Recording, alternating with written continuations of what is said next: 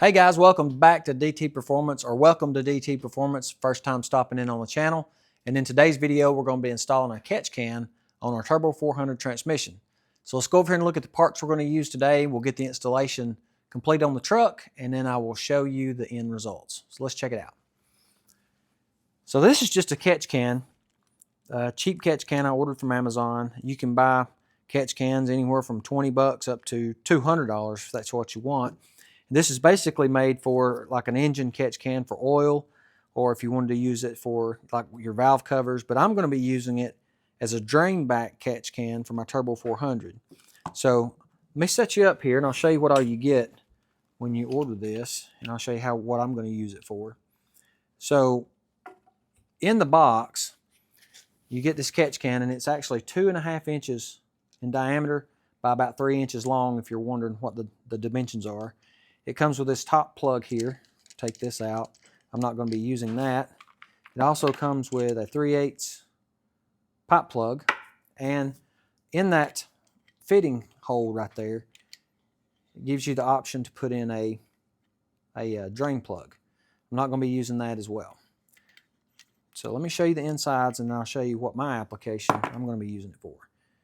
It does have a swivel top, so you can turn the outlets in any direction you'd like. I mean, you may have to take these off and relocate it to turn them 180 degrees, but on the inside,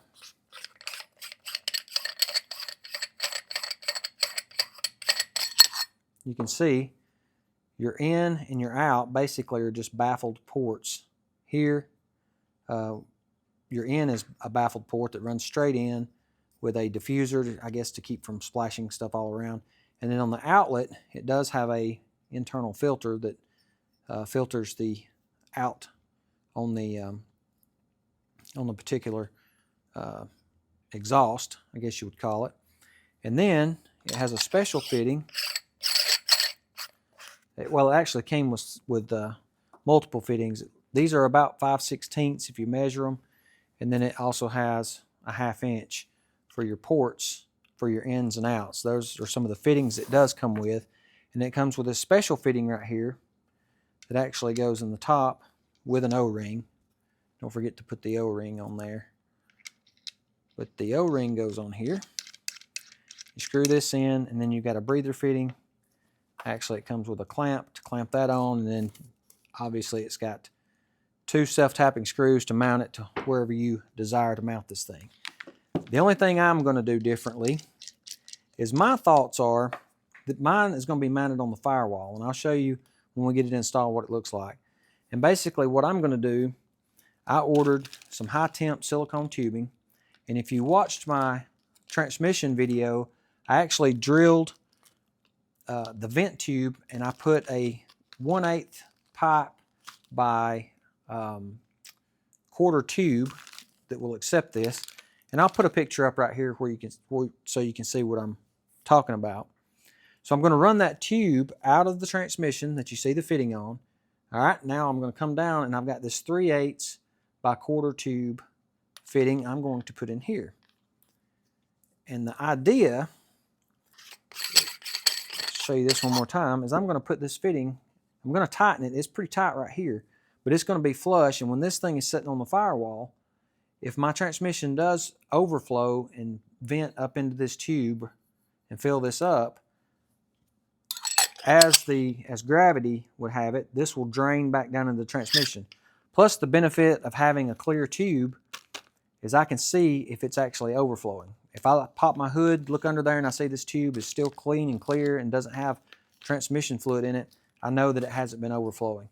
The other different things that I'm going to do, other than this 3/8 by 1/4 inch tube, is I actually went to my local hardware store and I picked up a few plugs. Now these are brass, and these are pretty expensive, but they didn't have steel socket heads. It does come with one. You really only need one, so I could chunk this one. But I picked up 2, and I'm going to plug these 2 ports right here, and that'll be just fine, because when I get this breather on here, it'll still be able to breathe and drain back, and this will keep contamination out of this container. The other thing, I'm going to junk these, I'm going to throw these in the garbage. Well, I'm going to put them in my spare parts bin because I keep everything. But I'm going to throw those in a bucket, and I'm actually going to use, these are 1024 riv nuts to mount this container.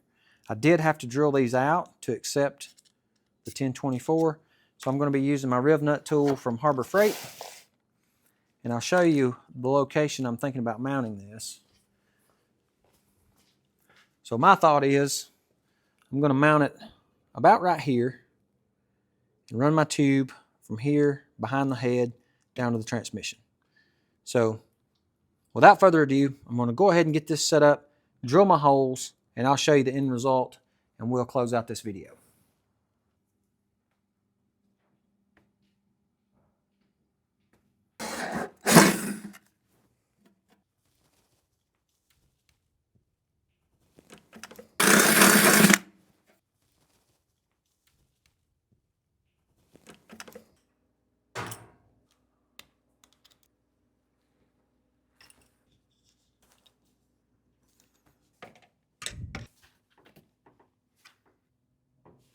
Last thing to do, measure and cut a piece of hose, and this installation will be finished. So stick around and we'll take a look at the end results. Okay, the installation is complete, but before I let you go, let's go over here and let me show you some things I ran into to prevent you from running into the same issues.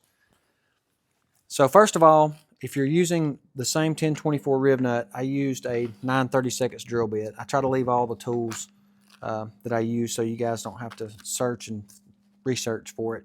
But this silicone 1/4-inch tubing is a no-go. It's not good. It's too soft to push up into those push-to-lock fittings.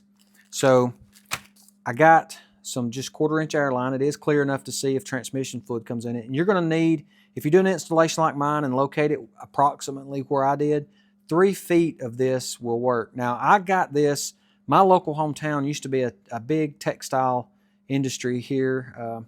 So my local hardware store carries this 1/4-inch airline, and I think you can get it at like Ace Hardware, so your local hardware store. But if you go to Lowe's, you're going to be looking for something like, they're going to sell you a like an ice maker tube for a refrigerator, and I don't know that that will hold up to the temperature that you would need. So I'd recommend just going and get some pneumatic airline, 1/4-inch tube. 3 feet will be plenty if you mount it like mine. So let's go see how I mounted mine.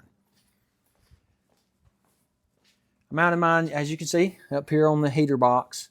I left myself plenty of room for the plug. I routed it down to the bottom. The only change that I may make is go down to my hardware store, and I probably will change this out to a 90. And I elected to mount it up here rather than the one that mounts down on the transmission pan, because for one reason, it's up here and I can see if it is actually overflowing the transmission. I can see if fluid gets trapped in here that it is actually overflowing. The idea, like I said in the first of the video, is if it does overflow up into here, it should drain right back down into the transmission. Number 2 is the fact that if it does overflow and go into my catch can, I don't have to climb under the truck to drain it. I can do it from the comforts of being right under the hood. I can unplug this. Well, actually, I shouldn't have to drain it at all. It should drain back. That's the idea. But if you have experience with this, let me know. But this is what I was thinking. If it fills up, it'll drain back. Don't have to climb under the truck for one of those that goes on the pan. That's what I was thinking. So if you like this kind of content, hit that like button. Leave me a comment before you leave. As always, the parts that I use, the catch can, I'll try to find some airline on Amazon, put a link in the description box below. But don't forget to hit that subscribe button before you leave, and we'll catch you in the next episode.